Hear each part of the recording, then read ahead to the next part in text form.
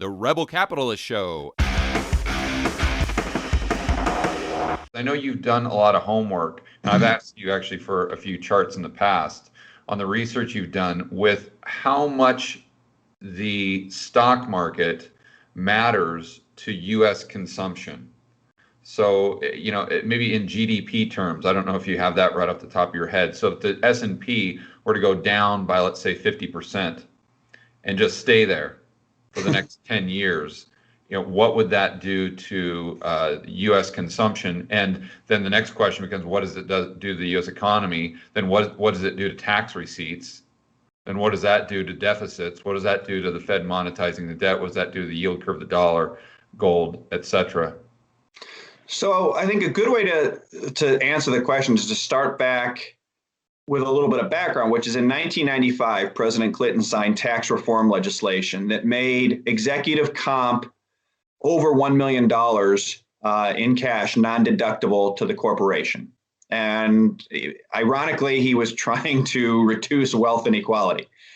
The problem is the lobbyists got a hold of it, I'm presuming, and he inserted it. At any rate, he signed the bill that's exempted incentive comp, so stock-based compensation. Mm-hmm. So starting in 95, executives from the C-suite on down began taking an increasing percentage of their comp, not in cash, which was rising, but in stock, with right ahead of one of the greatest stock runs in history.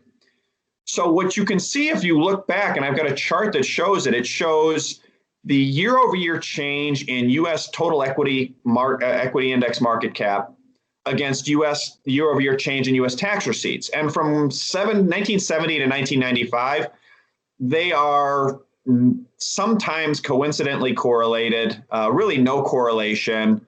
And then beginning right after 95, year-over-year declines in equities began to lead year-over-year declines in tax receipts, and both on the downside and the upside. And they became very correlated with equities leading. And so that, I think, was really the cause of what we've seen since, which is we've looked at it a number of different ways because there's no direct great data. But one way we've looked at it is if you look at net capital gains in the IRS data, net capital gains plus taxable IRA distributions as a percent of annual growth in U.S. personal consumption expenditures, or PCE. PCE is consumption broadly defined. It's about a $14 trillion line item in GDP calculations. So what you can say is with it 200% with net capital gains plus taxable IRA distributions at 200% of PCE growth, it's basically mathematically impossible for consumer spending to grow if stocks fall and stay down, and just fall down modestly and stay down. And that's not to say people are necessarily taking their IRA distributions and buying a boat or a car or healthcare services or all the stuff that's in PCE, but it just is the relative sizes of these two data series. It's just, the size of it means that's likely the case, that it's mathematically impossible, difficult, if not impossible, for consumer spending to grow if stocks fall and stay down. Now, because consumer spending is at 2/3 of GDP, if consumer spending is not growing, GDP, it's almost impossible for GDP to grow. And if GDP is not growing with debt to GDP at 130%, if GDP is not growing, the U.S. is on a path to default on either entitlements or treasury bonds or both. And so that's not going to be allowed to happen. And critically, the net capital gains plus taxable IRA portion, that's 200% of annual PCE growth, that does not include stock options, because the stock options, executive stock options, are taxed as ordinary income. And so it's very difficult to get what that number is and strip it out. But call up Apple, call up Google, call up your big companies and see what they're paying every year in stock comp. It's in the footnotes. They're big numbers, huge numbers.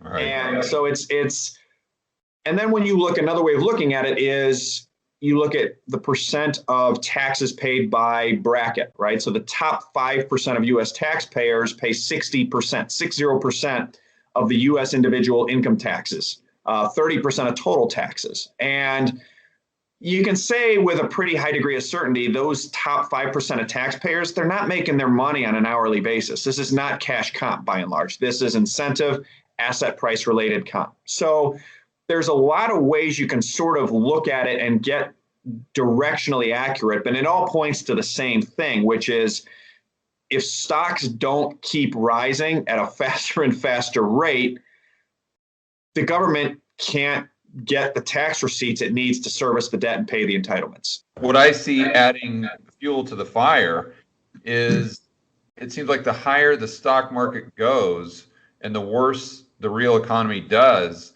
the more it pulls more of the retail investor into the stock market, which would make that the stock market going higher even more important from the standpoint of consumption.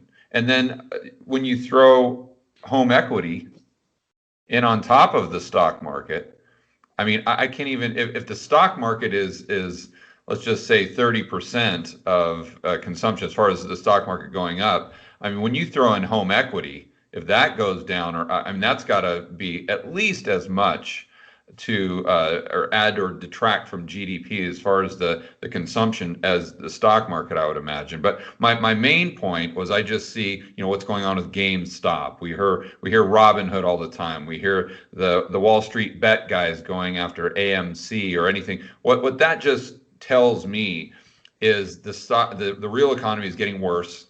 The stock market's going up, and the average Joe out there is saying, I can't get ahead, or I can't even keep up with just my job and working additional hours. I've got to become a speculator. I've got to become a gambler.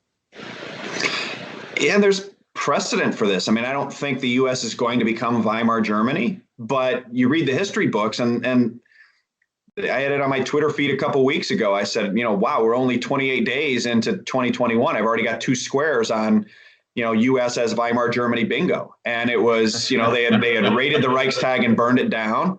And, you know, and literally in this paragraph before, you know, they were talking about how people were speculating to, you know, create, you know, basically anything to get away from the currency. Mises Krakow. Yeah. And I think, again, because the U.S. is the reserve currency issuer, because it's a much more diversified economy, I don't know that it's a one-to-one. I think it's, again, sort of this, you know, Argentina, U.S. with Argentina characteristics, you know, or Argentina with U.S. characteristics. It's not going to be the same. But it's interesting when you look back to Weimar, what was the problem? The problem was they had massive war reparations. Those war reparations were inflation adjusting. They were owed in gold marks, and not paper marks, gold marks. So the more they printed, the more the liability rose. We have war reparations. They're called entitlements. We owe to the baby boomers. People say, well, we owe that to ourselves. It's a currency we can print. No, we do owe it to ourselves, but we can't print healthcare services. Medicare, we owe healthcare goods and services. We don't owe dollars. Social Security, the cost of living or COLA adjustment, yeah, it's understated, but it's still a COLA adjustment. There is still an inflation adjusted component to it. So that's, you know, so we've got, excuse me, a similarity of this war reparation side. And then you look at when it really got bad there, it was when the Ruhr Industrial Valley was carved off by the French as part of when they stopped paying the war reparations. So the French came in and put troops in the Ruhr Valley and said, well, you're not going to be able to use your industrial capacity anymore. Well, now you take away their industrial capacity. They have no capacity to pay the gold marks they couldn't pay in the first place, to earn the gold marks, to pay back the gold marks. So that's where things really went, you know, haywire. Yeah. And you look at the U.S., we owe the dollars that we owe. We've got the war reparations, and we've deindustrialized ourselves. A lot of our industrial plant and equipment is sitting in China as a result of the trade deals we've signed and the policies we've made. And so we've hollowed out the industrial, to your point earlier, part of the economy that you need to sort of, you know, to keep things centered. So there are ways in which history is rhyming, is my point. And again, I don't think the U.S. is going full Weimar. I don't think we're going to suffer a currency destroying hyperinflation. But I think what we're seeing are early signs of a version of basically an Argentina with U.S. characteristics. And it's troubling to say, but I think, unfortunately, that's where we're going as a result of the policy choices we've made over the last 30, 40 years of financialization at all costs.